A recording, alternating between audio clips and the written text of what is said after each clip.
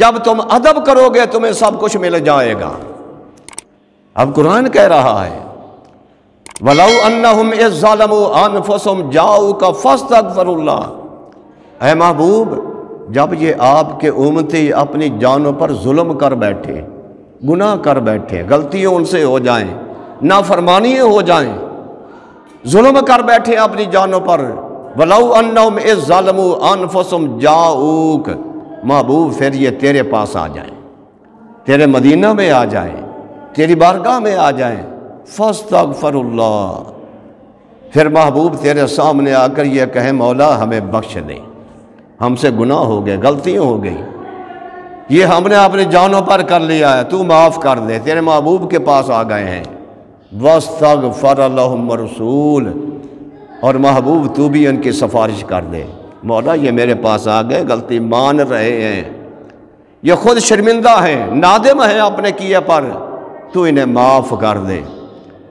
تو جب محبوب کہے گا تو پھر کیا ہوگا؟ لَوَجَدُوا اللَّهَ تَوَّابًا رَحِيمًا، رب فرماتا ہے مجھے توبہ قبول کرنے والا پائیں گے، ان کی توبہ میں قبول کر لوں گا، وَرَحِيمًا، توبہ بھی قبول ہو جائے گی، اس کے بعد جو رحم و کرم کی بارش ہوگی اس کی تو کوئی حد بننا ہی نہیں ہے، بے تحاشا میں ان پر رحم و کرم فرما دوں گا، وہاں تو سند مل جائے گی بندے کو گناہوں کی مغفرت کی،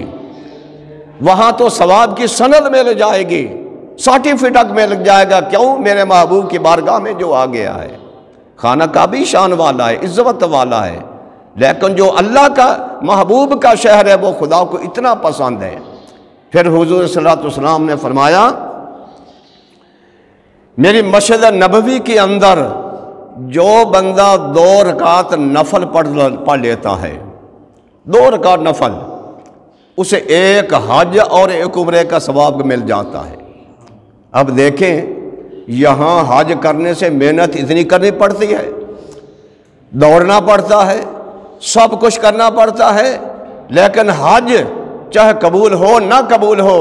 لیکن محبوب کا شہر رب کو اتنا پسند ہے کہ حضور فرماتے ہیں 2 نفل پڑھ لو، 2 نفل میں کتنے 2 منٹ لگ جائیں گے، 3 لگ جائیں گے، تو 2 منٹ میری مسجد نبوی کے اندر نفل پڑھ لو، فرمایا تمہیں عمرے کا اور حج کا ثواب مل جائے گا۔ اتنا پسند ہے رب کو اپنے محبوب کا شہر۔ ذرا اور دیکھیں خانہ کعبے کے اندر، خانہ کعبہ بڑی عظمتوں والا ہے، شان والا ہے، خانہ کعبے کے اندر ایک نیکی کرو نا 1,00,000 کا ثواب ملتا ہے، ایک نیکی کی 1,00,000، گویا کہ اس نے 1,00,000 نیکی کر لی ہے، نام اعمال میں لکھی گئی، اور اگر ایک گناہ ہو گیا تو 1,00,000 گناہ اس کے ذمے پڑ جائے گا۔ ایک نیکی کرو تو 1,00,000 نیکی کا ثواب ہے، ایک گناہ وہاں ہو گیا تو گویا کہ اس نے 1,00,000 گناہ کیا ہے، حساب برابر ہو گیا، برابر ہو گیا نا، 1,00,000 ہی گناہ، ایک گناہ کرنے سے 1,00,000 گناہ پلے پڑ گیا، ایک نیکی کرنے سے 1,00,000 نیکی پلے پڑ گئی، ایک نیکی کر لی، ایک گناہ کیا، حساب برابر ہو گیا۔ لیکن اب حضور اللہ کو اپنے محبوب کا شہر کتنا پسند ہے، ذرا دیکھیں، وہاں اس شہر کے اندر ایک نیکی کرو تو 50,000 نیکیوں کا ثواب تمہارے نام اعمال میں، 50,000، گویا کہ تم نے نیکی 1 روپیہ دو تو گویا کہ 50,000 روپیہ تم نے اللہ کے نام پر خیرات کر دیا، ایک سجدہ کرو گویا کہ 50,000 تم نے سجدے اللہ کی بارگاہ میں کر لیے، ایک نفل پڑھو تو گویا کہ تم نے 50,000 نفل ادا کر لیے ہیں، 50,000 کا وہاں ثواب ہے، اور وہاں ایک گناہ کرو تو ایک ہی گناہ لکھا جائے گا۔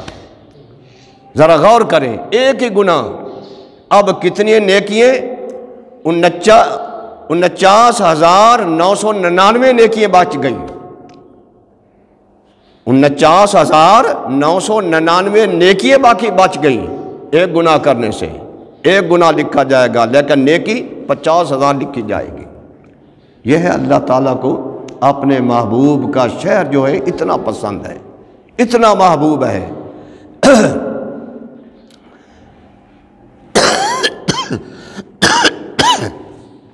پھر دیکھیں حضرات محترم، خانہ کعبہ بڑی عظمتوں والا، رفتوں والا،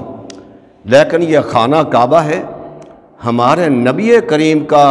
شہر جو ہے وہ کعبے کا بھی کعبہ ہے، وہ کعبے کا بھی کعبہ ہے۔ اس لیے اعلیٰ حضرت عظیم البرکت شاہ احمد رضا خان بریلوی رحمۃ اللہ علیہ فرماتے ہیں، حاجیو آؤ شہنشاہ کا روضہ دیکھو،